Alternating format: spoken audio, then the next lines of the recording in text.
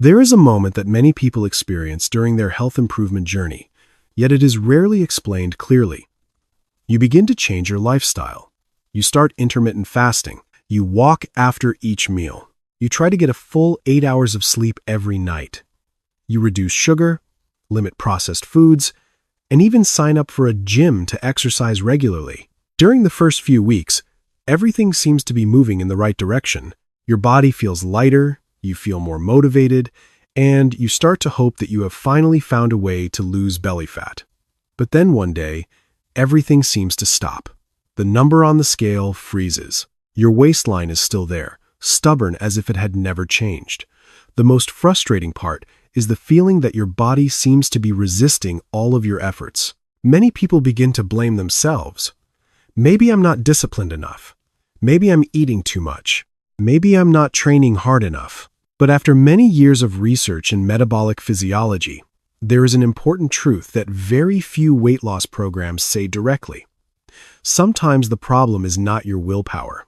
Sometimes the problem lies within the biological system of the body itself.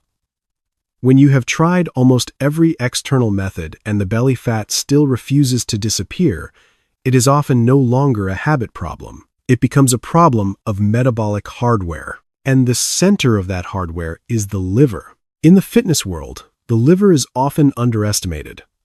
People talk a lot about fat-burning hormones, insulin, calories, and exercise, but the liver is rarely mentioned in terms of its true role. In reality, the liver functions like the chief executive of the entire metabolic system of the body.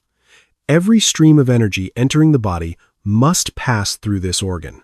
It decides when energy will be burned, when it will be stored as fat, and when it will be converted into fuel for other tissues. If the liver works smoothly, the body can switch flexibly between using sugar and fat as energy sources. But when the liver becomes congested, the entire system begins to slow down. One of the clearest signs of that congestion is stubborn belly fat. One of the most common conditions in modern society is fatty liver, also known as hepatic steatosis. What is striking is that this condition does not occur only in people who are clearly overweight. Today, many individuals appear quite slim on the outside, yet their livers are filled with fat. In metabolic medicine, this phenomenon is known as thin outside, fat inside, meaning lean on the outside but fat internally. It is a silent metabolic disorder. You may fit comfortably into your clothes. You may not look overweight. Yet, your liver may already be overloaded. When the liver becomes filled with tiny droplets of fat, its ability to process energy becomes seriously impaired. And this is the point that many people fail to understand when trying to lose belly fat. In a healthy body, when you fast or exercise, fat from the abdominal area is released into the bloodstream. These fat molecules travel to the liver. In the liver, they are burned for energy or converted into ketones to provide fuel for the brain and muscles. But when the liver already contains too much fat, this process is almost completely blocked. Imagine trying to deliver more goods into a warehouse that is already packed to the ceiling. The warehouse manager will put up a sign saying, "No more deliveries." That is exactly what happens in the liver when it becomes fatty. When liver cells are already filled with triglycerides, they begin to refuse additional fat coming from the bloodstream. The fat released from the belly has nowhere to go.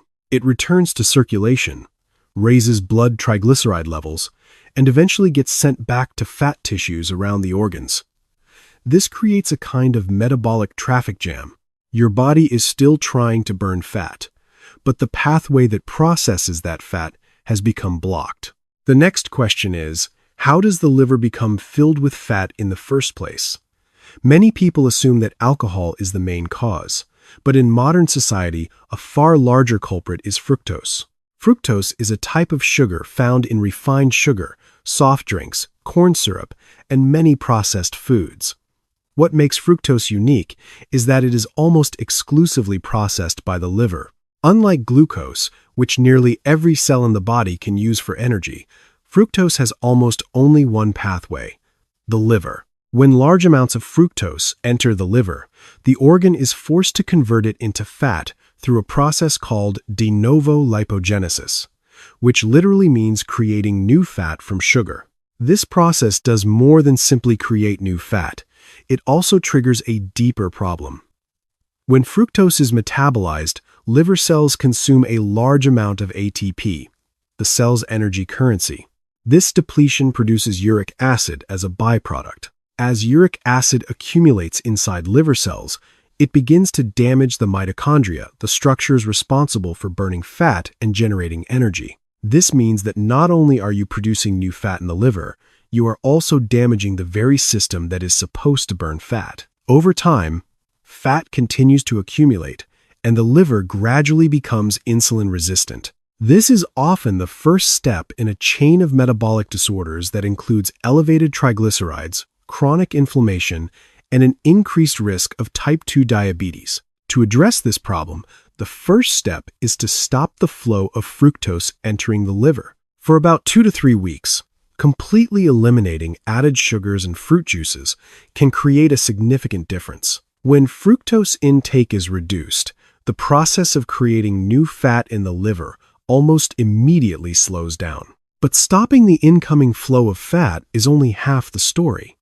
The other half lies in figuring out how the fat already accumulated in the liver can leave.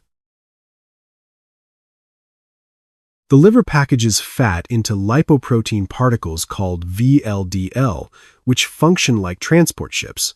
These particles carry fat out of the liver and deliver it to other tissues where it can be used for energy. But to build these ships, the liver needs an essential nutrient called choline. If the body lacks choline, the liver cannot produce enough VLDL to export fat. The fat becomes trapped in the liver, like goods piling up in a warehouse with no trucks to transport them away. One of the best natural sources of choline is egg yolks. When sufficient choline is available, the liver can begin packaging and exporting fat from itself. After fat is packaged into VLDL, the body still needs a pathway to eliminate it. That pathway is bile. Bile is produced by the liver and stored in the gallbladder. It plays a crucial role in processing fats and removing fat-soluble compounds from the body. When the liver becomes metabolically congested, bile often becomes thicker and flows more slowly. Bitter foods such as arugula, dandelion greens, ginger, or lemon water can stimulate the liver to increase bile production. Even black coffee has been shown in multiple studies to stimulate bile flow and support liver function. The liver also needs to activate its internal detoxification systems. Cruciferous vegetables, such as broccoli, Brussels sprouts, and cauliflower, contain powerful bioactive compounds that can activate the NRF2 pathway. When this pathway is activated, the body increases the production of antioxidant and detoxification enzymes. One particularly powerful source is broccoli sprouts, which contain very high levels of sulforaphane. This compound helps the liver enhance its ability to clear toxins that accumulate inside cells. The final factor that allows the liver to begin deep repair is time. In modern life, many people eat almost continuously from morning to night. Each time we eat, the liver must prioritize processing incoming energy rather than performing deeper repair processes. When the time between meals becomes long enough, the liver begins to deplete glycogen, its stored form of sugar. Once glycogen runs out, the liver shifts to using fat as fuel. This process activates autophagy, a cellular recycling mechanism that helps break down fat droplets accumulated in the liver. Another factor that must be removed for the liver to recover is industrial seed oils, such as soybean oil, corn oil, and canola oil. These oils contain large amounts of linoleic acid, a fat that is highly prone to oxidation and can trigger inflammation within liver cells. Replacing them with more stable fats, such as butter, ghee, or coconut oil, helps reduce oxidative stress on the liver. What is remarkable is that the liver has an extraordinary capacity to heal. When the right nutritional signals are provided, liver fat can decrease significantly in as little as 2 weeks. Many people notice improvements even before they see changes on the scale. In the morning, they feel more alert. Afternoon fatigue begins to fade. Energy levels throughout the day become more stable. And once the liver starts functioning properly again, belly fat finally begins to respond to your efforts. The most important message here is very simple.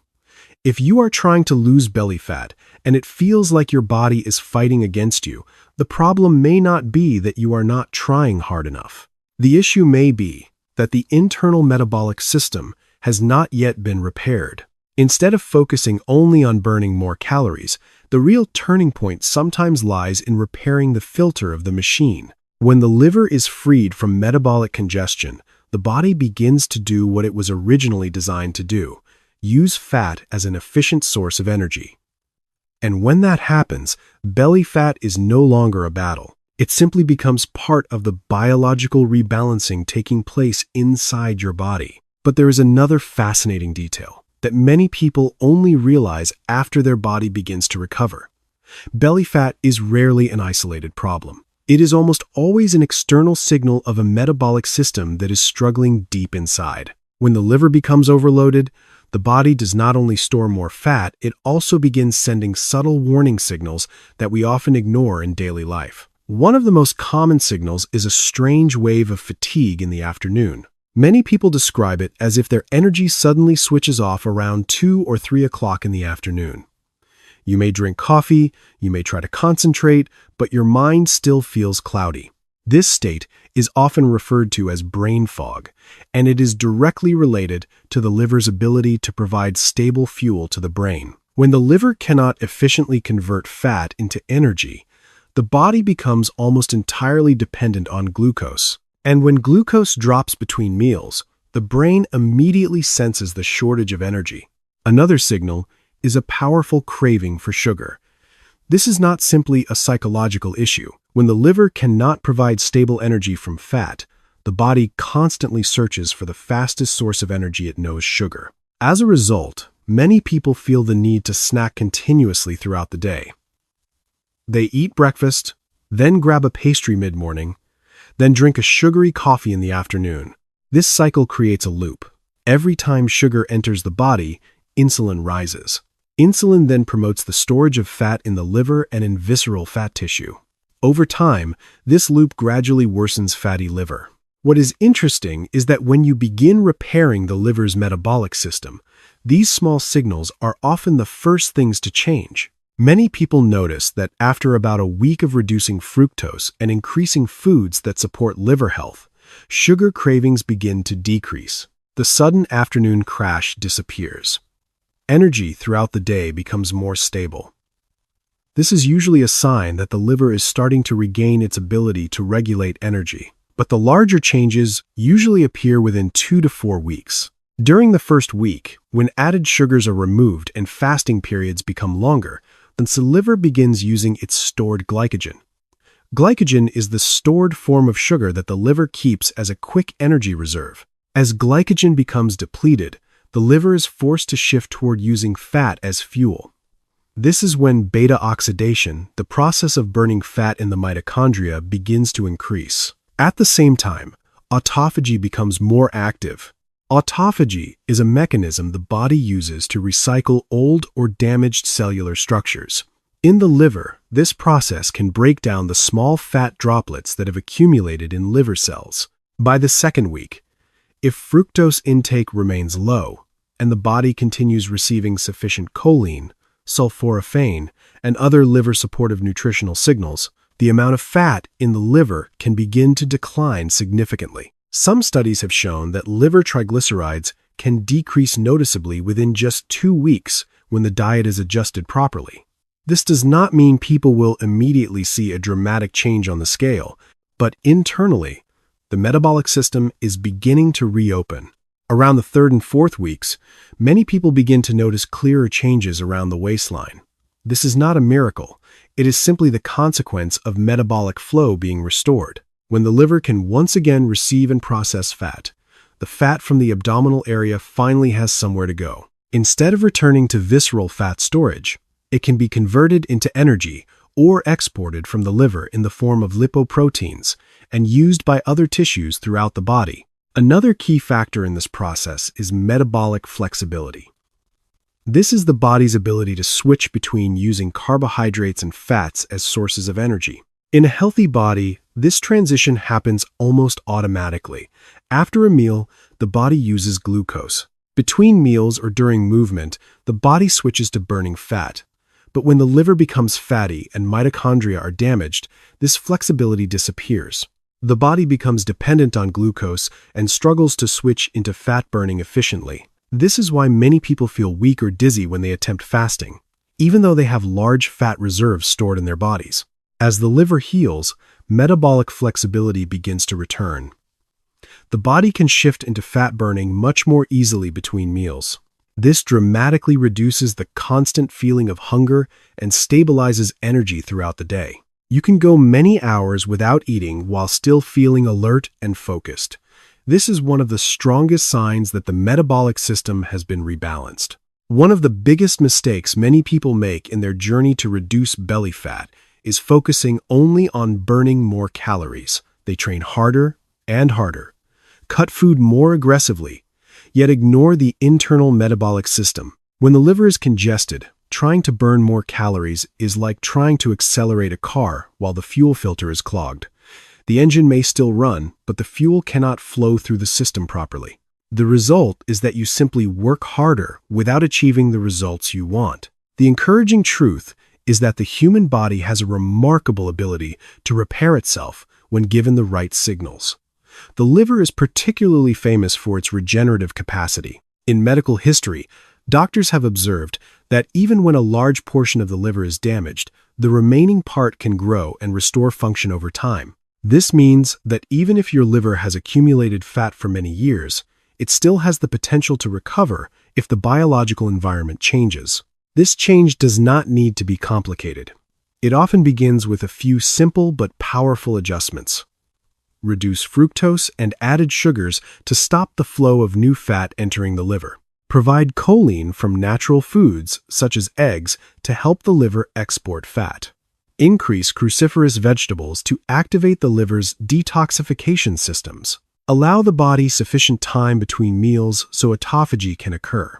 And reduce industrial seed oils that promote inflammation in liver cells. When these signals become part of daily life, the body begins shifting from a state of storage into a state of repair. The liver gradually releases accumulated fat. The mitochondria regain their ability to generate energy. Metabolic flexibility returns. And belly fat, something that once seemed impossible to lose, finally begins to change. The most important thing to remember is that this journey is not a battle against your body. It is a process of cooperating with your own biology. When you understand how the metabolic system works and support it properly, the body often does the rest. Belly fat is not the enemy. It is simply a signal that the internal system needs to be rebalanced. And when that system is restored, the external changes you hope for often begin to appear naturally. There is also something deeply thought-provoking when we look back at the whole story. For many years, people believed that belly fat was a sign of laziness, lack of discipline, or poor choices. But metabolic science is increasingly showing a different picture. In many cases, belly fat is not a moral failure or a lack of willpower. It is a biological signal. It is the body's way of saying that something inside the system is out of balance and needs repair. When the liver becomes overloaded with sugar, fructose, industrial seed oils, and a constant flow of energy without rest, the body can no longer process fat in its natural way. Instead of being burned as fuel, fat begins to accumulate around the organs as a temporary protective response. What many people call stubborn fat is often simply the result of a metabolic system that has been congested for a long time. The encouraging reality is that the human body is not a permanently broken machine. It is a biological system with an extraordinary capacity for self-repair. When the nutritional environment changes, when fructose intake is reduced, when the liver receives enough choline to export fat, when cruciferous vegetables activate detoxification pathways, and when the body is given enough time between meals for autophagy to occur, quiet changes begin happening inside. These changes do not always show up immediately on the scale. They often begin with subtle signs: clearer thinking in the morning, fewer sugar cravings, and more stable energy throughout the day. These are signals that the metabolic system is unlocking again. Over time, as the liver gradually releases accumulated fat and mitochondria regain their ability to burn fuel, the body begins returning to the state it was originally designed to operate in. It can switch smoothly between glucose and fat for energy. It no longer depends on sudden spikes of sugar to maintain energy. And when this metabolic flow is restored, belly fat often begins to change as a natural consequence, rather than as the result of forced effort. Perhaps the most important message in this entire story is this: improving health does not always begin with trying harder. Sometimes it begins with understanding more deeply. When you truly understand how your body works, you no longer have to fight your own biology. You simply create the right conditions for that biology to function the way it was designed to. When that happens, the changes you once believed were extremely difficult can begin to appear far more gently than you imagined. So, if you are on this journey, if you have ever felt frustrated because belly fat refuses to disappear despite your efforts, remember that sometimes the body is simply waiting for the right signal to begin repairing itself. When the liver is freed from metabolic congestion and the system becomes balanced again, the body often does what it was always designed to do: restore itself to health. And in that process, the external changes you hope for, a smaller waistline, more stable energy, a clearer mind, are no longer distant goals. They simply become signs that the internal system has finally begun working the way nature originally intended.